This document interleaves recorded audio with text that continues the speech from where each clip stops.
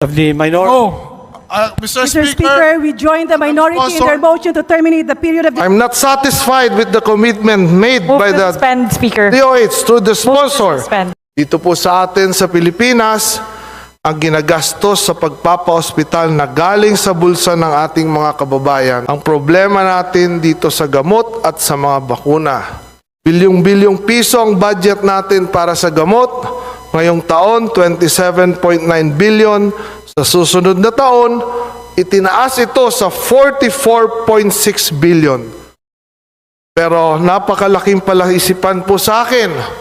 Bakit marami sa ating mga kababayan, pag nasa ospital, kailangan pang bumili ng gamot sa labas kahit na nasa charity wards? Bakit po kadalasan ay walang gamot sa mga public hospitals?